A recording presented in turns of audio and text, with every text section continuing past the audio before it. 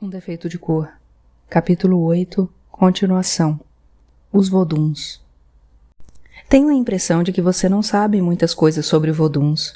O que não é bom, porque poderia ter se valido da proteção deles. Os da nossa família são muito fortes. Portanto, espero que ainda não seja tarde e peço um pouco mais de paciência para contar o que sei e posso. Assim que cheguei a São Luís, foi feito um assentamento do vodum da nega Florinda, em uma cerimônia que não pude acompanhar por ainda não estar preparada. Mas vi muitas outras cerimônias, e vou contar parte de algumas delas, que com certeza não parecerão tão bonitas quanto de fato são, pois muito se perde ao descrever algo que só os olhos podem aprisionar. Quase nunca as palavras. Eu me senti feliz e protegida na Casa das Minas, e tal sensação contribuía para que gostasse muito de tudo que via lá dentro. A cada dia que passava, eu admirava mais a Noxenaê e sentia ainda mais orgulho da minha avó, porque a Noxenaê não perdia uma oportunidade de falar muito bem dela. Lamento não ter aproveitado mais a companhia da minha avó, de não tê-la visto e conhecido, a não ser através dos meus olhos de criança. A Noxenaê era Guaiacu, a mãe e dona da casa, e abaixo dela havia os ogãs, e entre eles os tocadores de tambor, que são muito importantes para o culto. Na casa eram os únicos cargos ocupados por homens, que eram 3, primeiro, segundo e terceiro tambor, chamados de rum, rumpi e lé. Além dos 3 tambores, ainda havia uma gantô, ou ferreira, que tocava um instrumento de ferro chamado gan e era acompanhada por mais 4 ou 5 mulheres que tocavam instrumentos feitos de pequenas cabaças vestidas com contas coloridas. Ekedi é o feminino de ogã, e são elas as que mais trabalham na arrumação do barracão, das roupas e das cerimônias. E na Casa das Minas, as ekedis eram as próprias vodunzis. Eu ajudava no que me pediam e aprendia um pouco de tudo, seja fazendo ou apenas observando. Durante a estada, também reaprendi a falar Evefon, a língua utilizada em todos os cultos e também no dia a dia. Se houvesse um sacerdote homem, ele seria chamado de Toivoduno, e aquele espaço que ocupávamos, ou seja, todo o terreno, é chamado de Rumpane, que em português pode ser algo como fazenda. O barracão, onde são realizados os cultos, tem o nome de Kiuê, e dentro dele ficam os sabages, os quartos sagrados que guardam os quipós, que é o pote, com assentamento dos voduns, e ainda o rundeme, quarto usado pelos voduns, e o ronco, que é o quarto sagrado de iniciação das sacerdotisas. Se na casa houvesse um bokunó, que é como são chamados os babalaôs em Evenfon, haveria um outro quarto onde ele interpretaria o Airunye, que em Evenfon é o mesmo que Odu, em Yorubá é o destino. Com a ajuda de Vondunfá, que é o deus do destino, correspondente ao Ifá em Yorubá. O babalaô usa o Opele Ifá, mas o bokunó o chama de Yagumagá, que é aquele rosário com meias sementes usado pelo babalaô Vinditime. Mas na casa não havia o culto a Vodunfá, porque senão o Vodun Legba também teria que ser cultuado, pois ele é o elo entre os homens e o Vodunfá, o mesmo que os Yorubás chamam de Exu. Zomadonu, o vodum da Noxeaê e chefe da casa, tinha proibido o culto a Legba, depois de tê-lo acusado de ser responsável pela expulsão das voduncis do Daomé.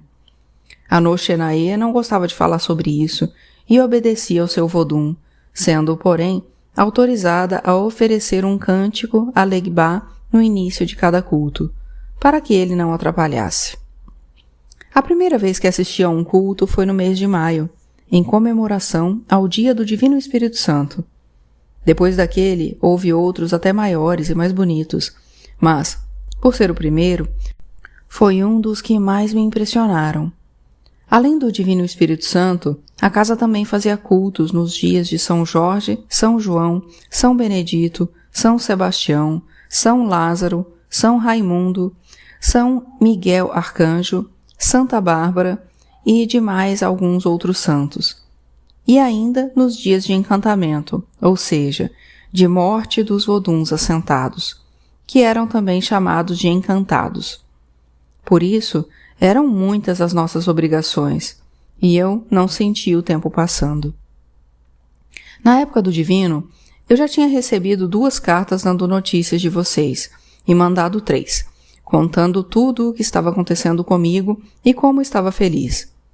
Foi um pouco antes da festa do Divino que o Dr. Jorge disse que a rebelião tinha terminado e que, aos poucos, a cidade voltava ao normal, como sempre acontecia. A Esméria e você estavam bem, e eu ficava tranquila, porque a Claudina cuidava de tudo. Ela não tinha letras, mas o Tico queria que aprendesse, porque, como ele e o Hilário sabiam bem pouco, seria de grande ajuda. Sempre que os negócios exigiam algo escrito que fosse mais elaborado, recorriam a mim. Voltando à festa do Divino, estranhei quando soube do acontecimento dela, e mais ainda quando, pouco tempo antes, soube que Anô Chenaê frequentava missas nas igrejas de brancos. Não tive coragem de perguntar a ela o motivo disso, mas algum tempo depois soube que era por pedido dos próprios voduns, que às vezes eram devotos de um santo ou outro. Aliás, eram também os voduns que pediam a realização das festas em homenagem aos santos. Dizem que estas homenagens começaram por causa de uma rainha dos brancos que, quando acabava a quaresma, mandava distribuir esmolas aos pobres. E talvez tenha ela próprio virado vodum. Não sei. Muitos reis e rainhas que não eram de África, como um rei branco português chamado Dom Sebastião, tinham virado voduns. E a nega Florinda contou que eram cultivados ali mesmo em São Luís, em uma casa que também cultuava voduns índios, brasileiros, a quem chamavam de caboclos. Eu estava curiosa para assistir a um dos cultos, pois logo depois que cheguei começou uma época em que todos estavam suspensos. A casa obedecia aos 40 dias de guarda dos brancos, a quaresma, quando não podem ser realizados cultos, festividades ou celebrações. Anô Chenaê disse que um dia ainda faria da festa do Divino uma grande festa, mas, naquela época, ainda não tinha condições. Eu não entendia direito o que era o Divino Espírito Santo, mas, quando vi que era representado por uma pomba, ou seja, um pássaro, não me atrevi a perguntar, achando que a relação estava mais do que clara, remetendo às Iamis. Hoje eu sei que não, mas muitos dos nossos voduns de África também são representados por pássaros ou outros animais, como a cobra, o crocodilo, a pantera, o elefante, o sapo e a tartaruga. Anô Chenaê dizia que o Espírito Santo merecia ser celebrado como um rei, e que para isso ela não pouparia esforços. Mais adiante, pretendia encenar uma grande corte e seus nobres, em uma representação que não ficaria restrita à casa, mas que seria para toda a população da cidade. Naquele ano, fomos todas à Igreja da Sé para assistir à Missa dos Brancos e, vestidas também de branco, louvar o Divino Espírito Santo. Louvação que continuou ao voltarmos para a casa, quando Anô Chenaê fez uma comovente oração em latim, a língua dos sacerdotes brancos, não tanto pelo que ela disse, já que não entendíamos aquela língua, mas pelo modo como disse. Eu gostaria que você já tivesse visto um culto vodum, que é de rara beleza quando bem feito. Acho que eu já disse isso, mas os primeiros que aparecem são os toquenôs, e logo em seguida vão chegando os adultos. Eu, que já tinha visto o transe de orixás, mas de voduns é bem diferente. Quase não se percebe que as voduncis estão agindo de maneira diferente, porque elas mantêm os olhos abertos durante todo o tempo. Elas sabem os nomes secretos dos voduns que recebem, mas isso nunca deve ser revelado. é um dos grandes segredos do culto. Os Voduns vão chegando aos poucos, primeiro o chefe da família e depois os descendentes. E as Voduncis que os recebem amarram uma toalha de renda branca na cintura ou logo acima dos seios, conforme a preferência dos Voduns. Como já falei, nenhum jogo de adivinhação é realizado na Casa das Minas, e as pessoas aproveitam a presença dos Voduns para perguntar o que querem saber. Os Voduns acompanham a vida dos seus protegidos e sabem tudo sobre eles, dando sábios conselhos, e ajudam a interpretar os sonhos, que são todos muito reveladores, como também usam um método de interpretação do destino pela observação da chama de uma vela que nunca entendi direito como funciona. Cada Vodun tem um cântico próprio, colares com contas da cor e do tamanho da preferência deles, e também bebidas e comidas. Mas quando são incorporados, eles passam quase todo o tempo dançando, cantando e conversando entre si e com as visitas, as pessoas que estão assistindo. Cada Vodunci fica durante mais ou menos 4 ou 5 horas com o Vodun, menos as Unjaís, que podem ficar muitos dias com suas Tobocis. Alguns Voduns da casa são mudos, os da família de Refioso, que se comunicam por meio de sinais, traduzidos pelos toquenos na mesma família, os únicos que podem falar. Mas há outras casas, as Nagôs de culto e orixás, que recebem estes mesmos Voduns, e lá eles falam. Anoxenaê disse que, por serem Voduns Nagôs, ou orixás, eles não podem falar para não revelar os segredos do povo Nagô. Isso visto pelo lado deles, pois, pelo nosso lado, eles também estão relacionados a Legba ou Oxum, que não é tolerado por Zomadonu. Aprendi muitas coisas, mas ainda havia muitas outras para aprender. E quando conversei com a Anoxenaê sobre isso, ela comentou que o meu aprendizado não se completaria na Casa das Minas, que havia um ou outro local onde me desenvolveria melhor, e falou de uma casa em Cachoeira, no Recôncavo. Eu gostava muito das amizades que tinha feito na casa e, se pudesse escolher, preferia ficar. Mas além de não ser o local mais indicado, no Recôncavo eu estaria muito mais perto de São Salvador, que, àquela altura, já estava tranquila. Por isso também resolvi que passaria para ver vocês e, quem sabe, levá-los comigo. Não gosto de despedidas, então deixei para avisar da minha partida somente um dia antes, depois de ter pedido para uma das moças que trabalha na casa, a que tinha marido pescador, para me informar sobre a partida de alguma embarcação para a Bahia. Parti pensando que voltaria não só para a casa, mas também para a África, onde achava que poderia começar de novo, viver o que não tinha vivido. A viagem durou quase 7 dias em um saveiro que transportava carga, que não me interessei em saber qual era, mais 5 passageiros, 4 homens e uma mulher. Não me senti confortável, porque ela fazia mal de si, deitando-se com os homens em troca de qualquer coisa que eles tivessem à mão ali, no meio do mar. Dei-me por feliz por ela ter preferido a companhia deles à minha, mesmo porque eu tinha muitas coisas em que pensar antes de chegar a São Salvador. De passagem. Eu pensava principalmente se poderia levar você e a Esméria comigo para a cachoeira, embora não soubesse se era uma boa ideia, pois não tinha certeza do que encontraria por lá, se seria bem recebida na casa de Voduns. Decidi que a melhor coisa a fazer era ir na frente e me estabelecer, para depois buscá-los. Eu tinha medo de como seria nosso reencontro, pois havia quase 1 ano que não nos víamos, apesar das notícias constantes por meio de cartas.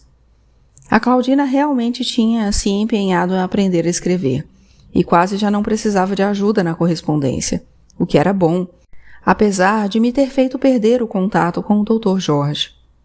A ideia de sair de São Salvador era providencial. Acabavam-se as perseguições. Ficávamos por 6 ou 7 anos no Recôncavo, a depender da minha iniciação, e talvez depois partíssemos para a África.